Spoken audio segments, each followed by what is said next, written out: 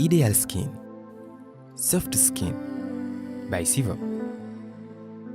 Destination Sénégal, agence sénégalaise de promotion touristique. Jini Jinjer, kenn du ko lam-lame, mooy suñu yëf. Avec Diwan Décor, votre personnalité devient un style. Baobab High-Tech vous propose une large gamme de produits électroménagers, informatiques et multimédia. Les Villas Cypress à Bayar, Central Park Baobab, Kër Ndiaye Lo, Structure B, Sobel Kitchens, Japan Motors, représentant officiel Nissan, City Business, Regius, Hôtel Wakola,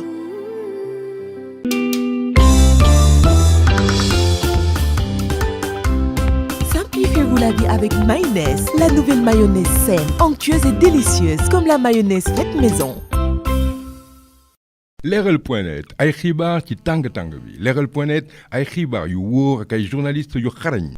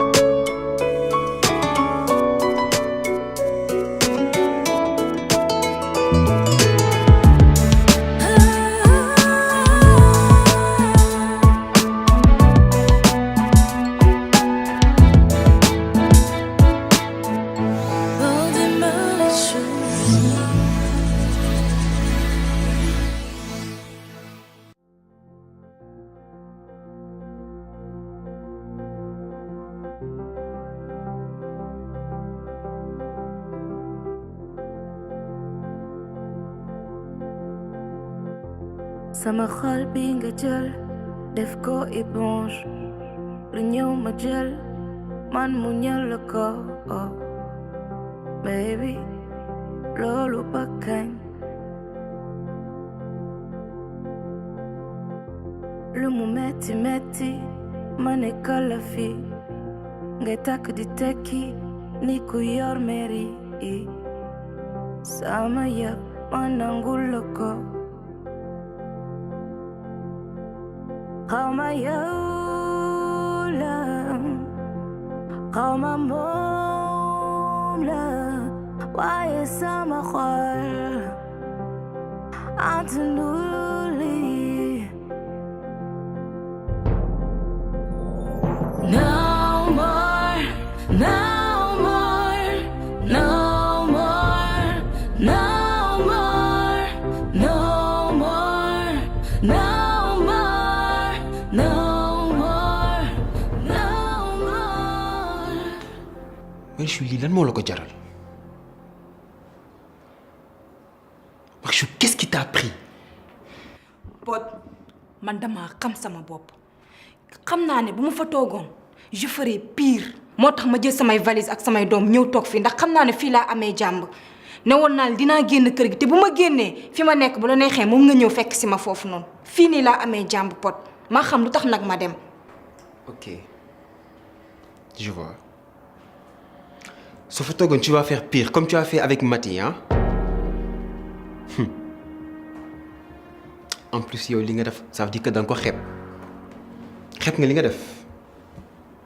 Da nga xeeb le fait que Betty nekk ci diggante dund ak dee hôpital.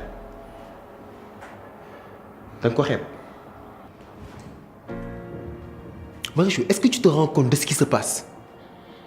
Te Betty su deewoon ci say loxo fan lañ jëm? Marichou,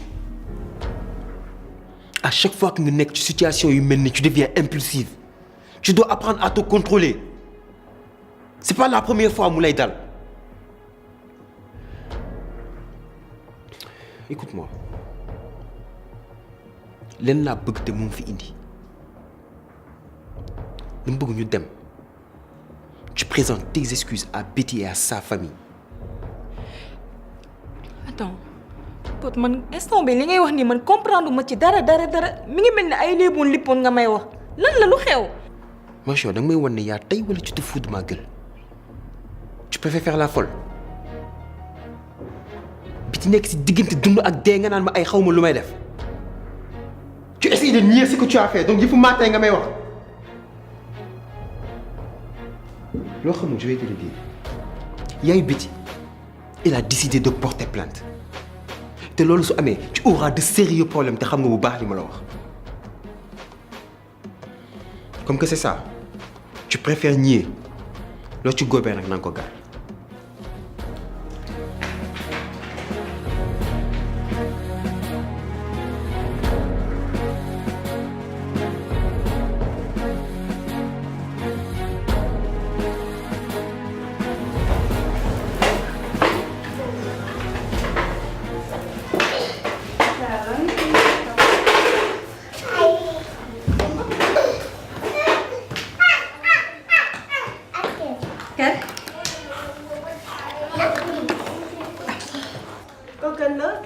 Ah, bonsoir. Bonsoir. Ça va? C'est Sarah. Sarah, c'est... D'où finit? Je sais pourquoi vous êtes là.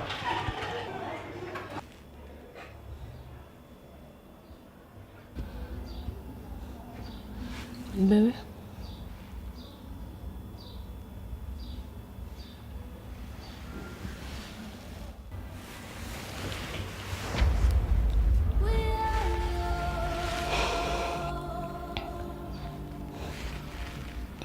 Bébé, oui, moi, s'il te plaît. Soxna moo bàyyi ma nelaw ma sonn. maa bëgg ñu waxtaan. waxal gaaw maa ngi lay déglu damay nelaw. nii nga nar a dëkkee man ci kër gi di ma ignorer su may wax ak yow doo ma faale lan la su dee lii laa nar a dëkkee yow kay man ma dem toog sañu kër soit ñu dem hôpital au moins ndax nga mën ma gëm.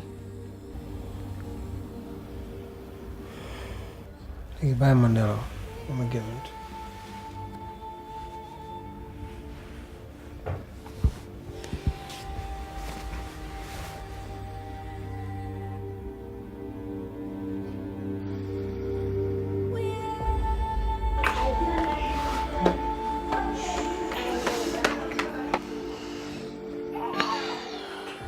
Vous savez, Pierre m'a caché beaucoup de choses. Je me suis rendu compte de tout cela durant le kidnapping. Mais bon, ce qui est fait est fait. Comment il a fait pour vous cacher mon existence? Il m'a dit que vous avez perdu la vie pendant l'accouchement.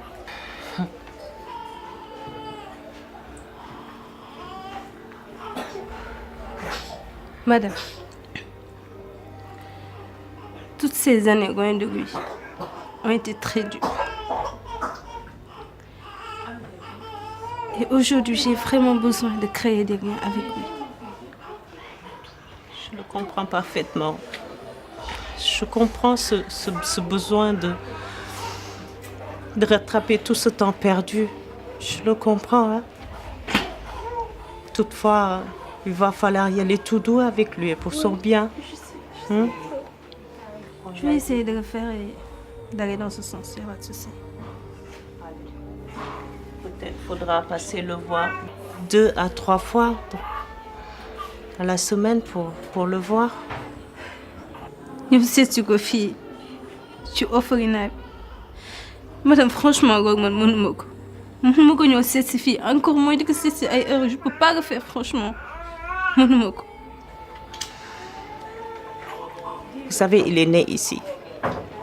Et durant toutes ces années, on a fait de notre mieux de le rendre heureux. Et c'était mon rôle et c'était le rôle aussi de tout le monde ici. On s'est bien occupé de mon petit-fils. Je suis vraiment désolée. C'est pas ce que je voulais dire. C'est juste que c'est mon fils. Et j'ai vraiment besoin de créer des liens avec lui. Il faut que vous me compreniez. s'il vous plaît. Je le comprends. Peut-être il pourra être avec toi pendant une semaine, histoire de voir comment il va réagir face à cette situation nouvelle. Merci infiniment.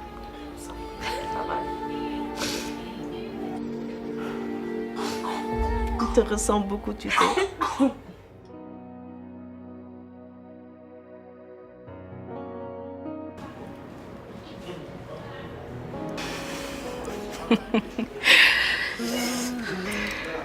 Pourquoi tu te marres en fait? En fait, c'est énorme pour moi. Tu me fais des faits, ça j'y peux rien. En plus, je suis hyper contente de te voir. C'est pareil pour moi. Mais xam naa ne yaa ma invité. Mais am na lu ma lay pareel quoi. J'ai un cadeau pour toi. Un cadeau? T'inquiète pas. Yow, à chaque fois da ngay ñëw ak ay surprise lan moo la dal. Yow man ma def sama bopp cadeau. Ma ne sama bopp yóbbu leen ko Chabi. Man su ma ko mënoon def ko. Arrête ça. Toi ne dis rien.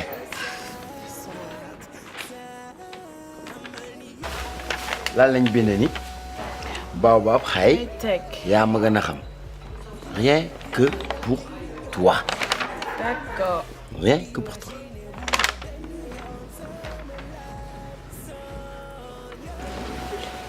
Ben, tu as acheté ça avec quel argent?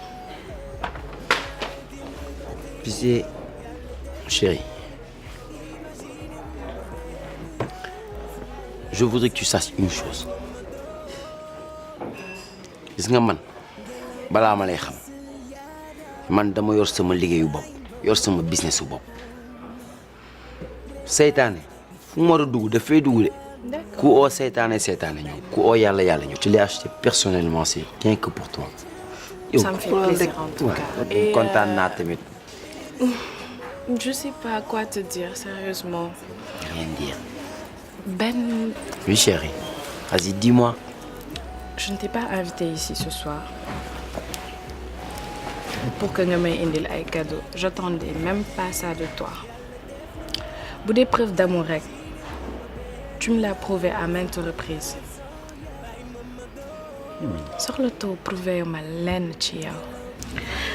Ben, je sais à quel point tu tiens à moi. Mais tu sais, je t'ai utilisé. Je t'ai menti, trahi. Et je sais à quel point tu tiens à moi, tu sais. Je sais aussi à quel point tu as envie de me rendre heureuse. Ben, mu metti bàyyi woo ba tey nga continuer di ma bëgg. Man tamit duma nangu nga gën ma gore. En plus de ça, j'ai beau refouler mes sentiments, mais ils sont là. Ils sont où? Ils sont où? Arrête. Où sont les sentiments? Ils sont là. Ben, Oui chérie. l'esprit n'y est pas, certes. Sama xel nangu ko. Mais c'est mon cœur qui parle. Ben, je t'aime. S'il te plaît. Parle-moi. Je suis amoureuse de toi. Et là, c'est sincère. C'est bon. Chérie, depuis le jour où je t'ai vu, moi j'ai été amoureuse de toi. Mais kenn xamul suba man li ma bëggoon li nga ma ñaan li ma gënoon bëgg a bàyyi naa ko mais man nga nekk sama wet rek nekk sama jabar. Tu es un cadeau tombé du ciel, viens par là. Tu sais que je t'aime, n'est-ce pas? Mais je sais.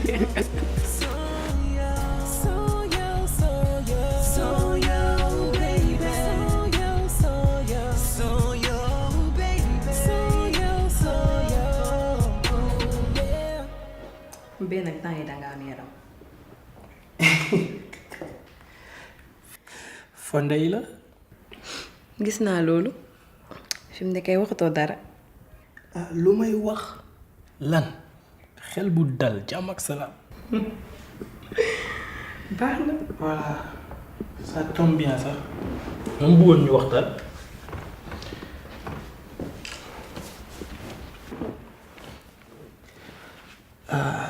Je t'avais parlé de Sarah ak doomam seen situation, n'est-ce pas? Voilà. On a pu récupérer leur enfant, mais ils sont toujours en danger à cause de la secte. Et j'ai promis à Agbo que j'allais veiller sur leur sécurité, quoi qu'il en advienne. Et tu tiens toujours tes promesses. Exactement. Moi, dama amoon benn idée. Dama bëggoon Sarah ak doomam ñu ñëw dëkk si fii si kër gi pour un temps. fan si biir kër gi. waaw.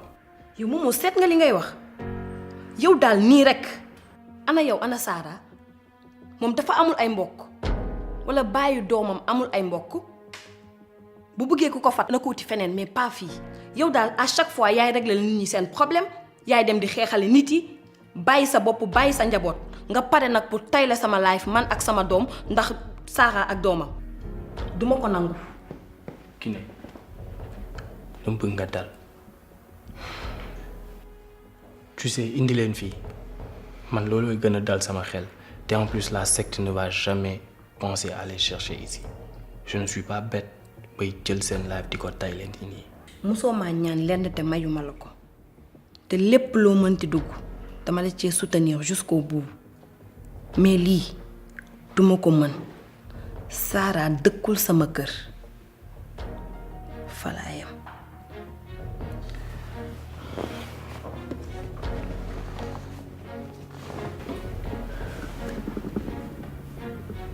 Prépare-toi. Ndax ma décision elle est prise et elle est irrévocable. loolu la ñuy seet. travaux locaux yu bees yi fuñ toll. Ok, en parlant de travaux, je viens de raccrocher avec les gars et je pense que d'ici 2 ou 3 mois, on pourra déménager tranquillement. En tout cas, je commence à me plaire à Régus. Ici, le 4 est top. Connexion internet, assistance administrative, c'est super. Ils proposent des bureaux virtuels. En plus, ils font la domiciliation d'entreprise. Ah, c'est super ça. Bon, tout ça, on va en discuter après. Il y a une photo avec cette histoire d'enquête. L'enquête est ouverte. Donc maintenant, on va faire avec les moyens du bord. Le compte louche yop dañ ko gelé. Mais on va devoir travailler plus dur avant pour qu'au moins avoir beaucoup plus d'entrée de fonds. Mandal, en tout cas, les plus ñuy def fini, les plus ñuy liggéey fi dama bëgg mu doon légal et je sais qu'on va y arriver. Pour côté bobu, awma sax lu may ragal. Déjà, nous avons une équipe parfaite, une équipe compétente et nous avons une directrice rigoureuse. Bye toy. C'est la vérité. Alors, yow xam nga nag yow yaa ma war a bàyyi ma àggali sama dossier yi yow yaay tooñkat bu mag. Xam nga keroog j'ai fait exprès de ne pas partir au rendez-vous. Juste pour te laisser parler avec elle. Donc tu me dois beaucoup. Raconte. Bon, ça se passe super bien avec elle. Déjà invité na ma reer dem naa reeri jeex na. Vous ne perdez pas de temps, vous. C'était comment? Bon, c'était bien, quoi. Franchement, c'était bien. La famille est sympa. Momo aussi, il m'a très bien accueilli. Franchement. Non, Eva, d'où affaire nobaté ça? En fait, je pensais pas que Oumou allait me plaire aussi rapidement. Et puis, avec elle, c'est plus du sérieux. En tout cas, dama len di ñaanal mu solide rek. Ngeen gaaw def xew. Voilà, en parlant de Momo, la dernière fois j'ai pu discuter avec lui, vu que son profil est intéressant, tu ne penserais pas qu'on ait à Phoenix? Toi, tu prends la sœur, ensuite le frère. Il y en a qui veulent pot Raima. Mais non, cette fois-ci, ça va être purement professionnel. Je sais. Mais ça sera difficile de convaincre Momo. C'est ce que je me suis dit, deux moments. Mais au moins, nous essayerons. Ok. Donc, je te laisse gérer.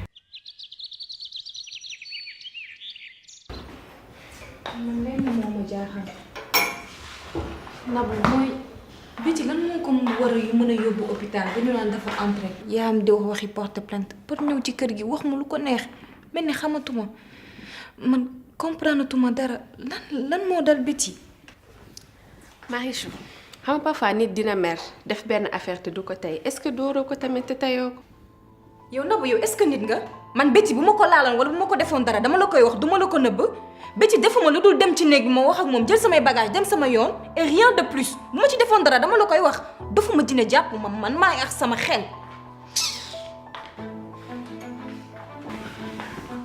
dama ko cof sax defuma ko. Marichou calme-toi dégg nga gëm naa la wax dëgg yàlla yow sax bëggoo histoire lii du sax yow waaye léegi Biti moom à quoi il joue lan la bëgg exactement.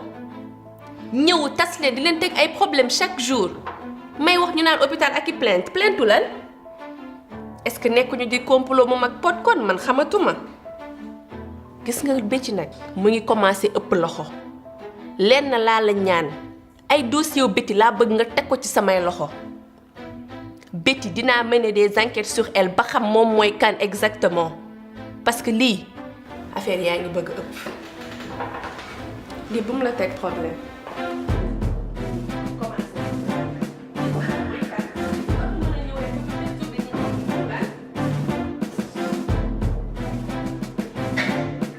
franchement lii moom rafetlu ma ko dara Biti métti na nag mais dangay dollee koo muñ te xam ne yaay sëy dangay muñ rek te xam ne lii yëpp ay jaar-jaar la ci ay nettali rek lay mujj.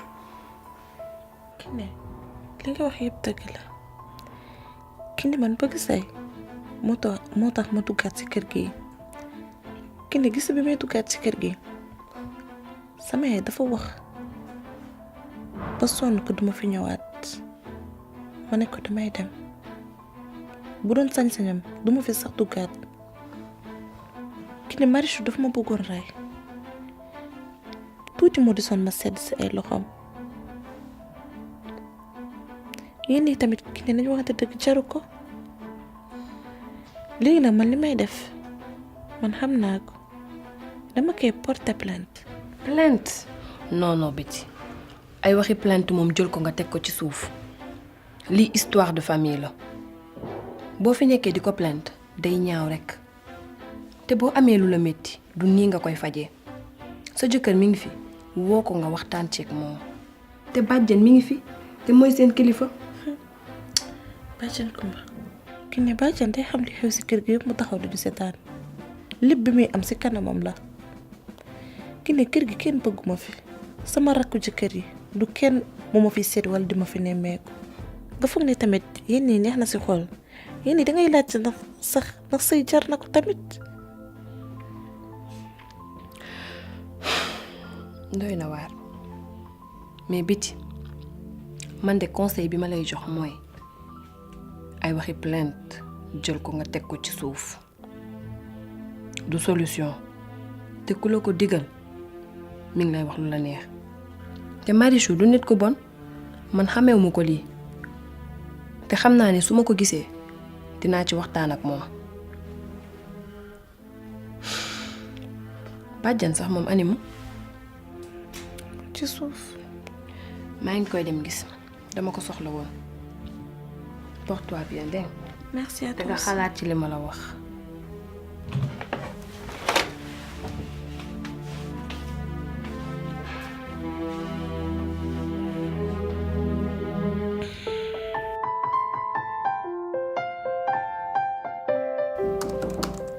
Oui.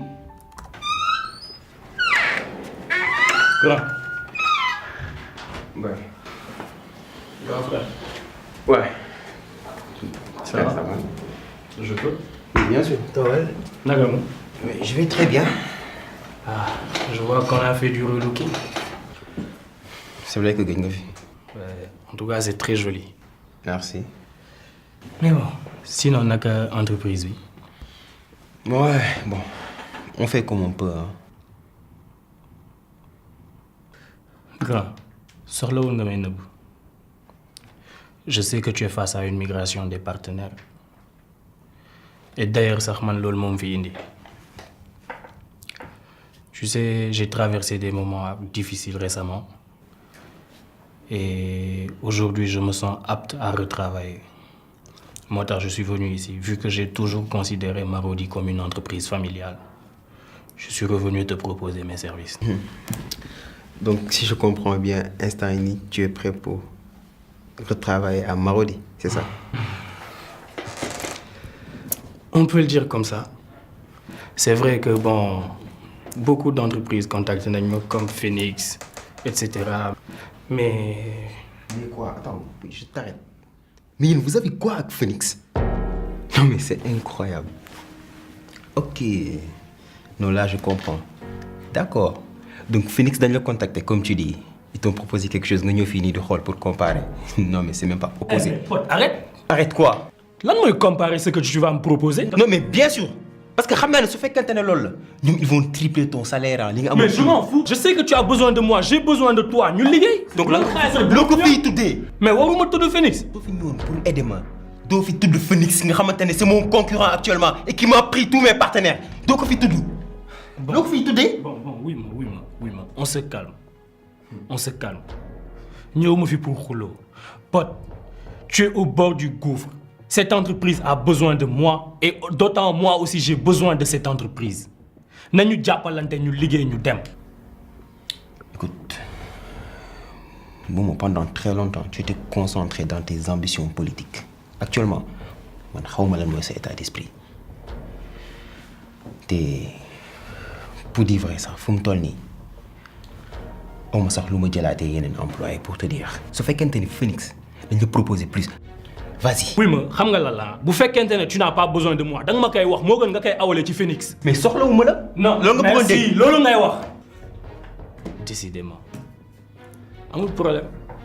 Maa yow duñu mës a déggoo mais amul benn problème. Écoute-moi très bien.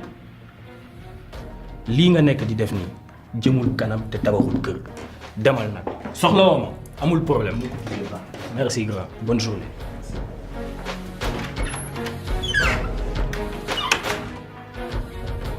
Souadou, man mënuma la comprendre. Takkuma la parce que tu es vierge. Tey jii amoon nga copain. Yéen ñaar def ngeen ay erreur. Mais nga wax ma ko. Yow xam nga sama tempérament. Xam nga ne que soo ma ko waxee man awma benn problème. À ce que muy yam suñu diggante.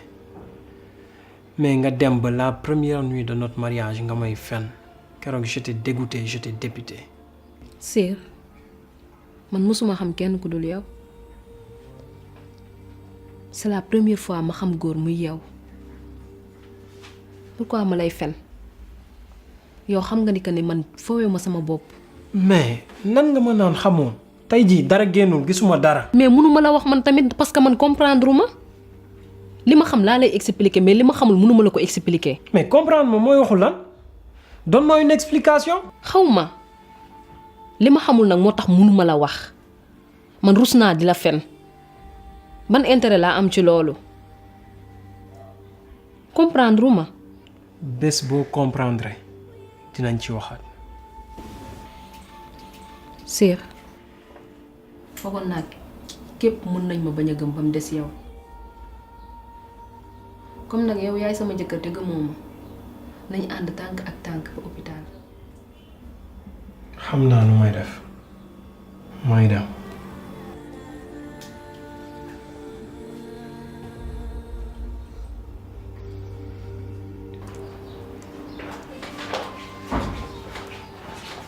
Je suis là. Yo là donc pour que tu signes ces documents là. Ouais, magnifique. Juste parce que cet idiot de Matar là n'est pas venu aujourd'hui. Sous prétexte que Néné il n'a pas encore perçu. Mais je sais ce que je vais day ñëwaat ma dàq ko si biti kii baadoo la. C'est pas la peine toi aussi, pote. De toute façon Mademoiselle Bangwa. Oui, monsieur Diop. S'il te plaît, mën nga ma indil cartouche yi ah. Mi ngi sama armoire soo demee noonu ci kaw. D'accord. Dis-moi, là, dis-moi la sœur, comment va Betty? En fait, à la maison, ça va pas. En fait, Betty, elle va beaucoup mieux. Mais mon problème, c'est qu'elle veut beaucoup porter plainte. Porter plainte? Et là, tey jii nii, franchement, se porter plainte, Marichou day am problème. En tout cas, si Betty porte plainte, moom defu ko Marichou de yow mii la ko def. Parce que yow yaay jëkkëru Marichou. De ce fait, c'est pas dans ton intérêt. Essaie de la convaincre qu'elle abandonne ça parce que sincèrement, rafetul. Bon, de toute façon, man, je pense que je pourrais réussir à la convaincre, quoi. Lors du problème. Mais en fait, mon réel souci, c'est Eva actuellement. Imagine-toi, en fait, Eva, ce qu'elle a osé faire, tu sais, moi, sens que je suis venu. Lu mu ko doon doyee mooy daf ko approché pour embaucher ko à Phoenix. Imaginez l'instant yi. Non mais en fait, Eva elle est capable de tout. Léegi sama ay employés sama ay partenaires doyatuñ ko, elle s'attaque à ma famille. Donc là j'ai tout compris. Keroog ba ma lay yónni pour nga gisanteeg moom ngeen waxtaan ñu trouver un terrain d'entente. J'ai compris la moo tax mu boole la ak suqam boobu noonu di lang ci ginnaawam tout le temps. J'ai tout compris maintenant. En fait, elle ne veut pas dialoguer. L'elle le bëgg, une concurrence malsaine. Eh ben, on va lui offrir cette concurrence malsaine. Duma ci daw dara. Ça, je te le dis et je l'exige. Je veux qu'on coupe totalement les ponts avec Phoenix. Je ne veux plus de rapport entre ñun ak Phoenix. Que ça soit clair. Jeex na tàkk bëggul jàmm. nañ ci dem.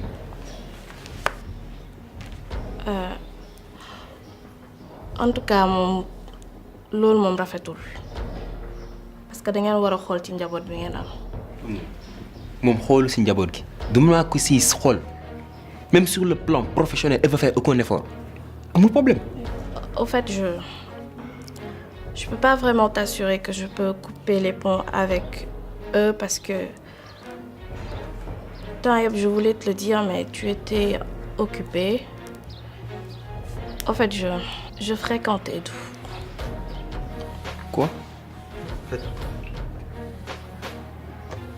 Attends. En fait,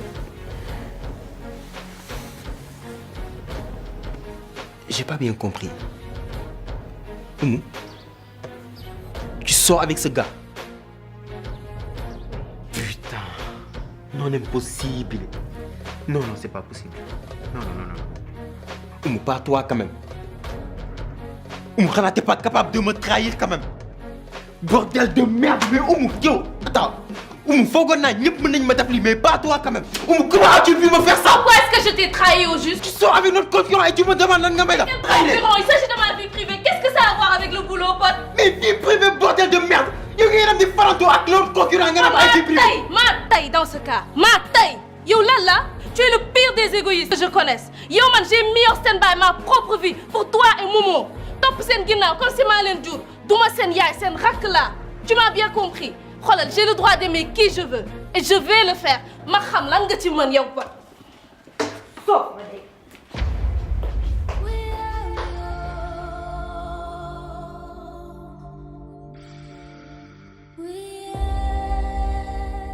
Mais c'est vrai qu'elle sonne en top. Mais non, j'accroche tellement vite avec les enfants. Mais Momo, franchement, je te remercie pour tout ce que tu fais pour nous. Je te suis reconnaissante. Sarah, c'est pas la peine de me remercier. Lis tout à l'heure. En plus, tu l'aurais fait pour moi, non? Oui, c'est vrai. Ah bah voilà. Mais j'avoue que ça me gêne un peu de m'installer chez toi. Sarah, loolu waxtaan nañ ci ba pare. Tu vas pas remettre ça. Xoolal. Relax. Et tu es vraiment sûr que ça ne dérange pas ta femme? Non. Gisnga, Kiné, c'est une femme formidable, avec un cœur énorme, fidèle, compréhensive. Et li ci gëna neex mooy qu'elle me comprend. Et elle soutient lépp lu may def. C'est aussi une épouse et une mère extraordinaire. Je pense que j'ai vraiment de la chance de l'avoir. Mon ami a de la chance de t'avoir.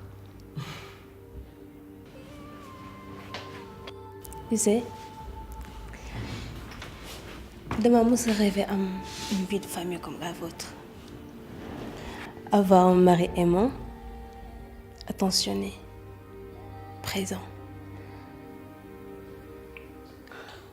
Mais aussi une mère de foyer épanouie. Am na chance moom nga amee franchement. Sarah. Kiné, ça va?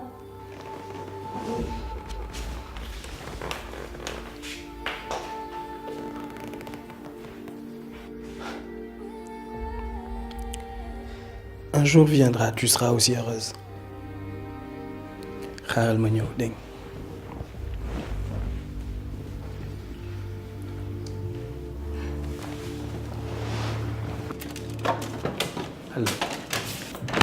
yaa ma gën a xam lan la moomoo du musoo ma yab te du tey lay commencé xam nga bu baax nag lu ma capable ak lu ma capable du da nga nekk di ma wut dinga ma am.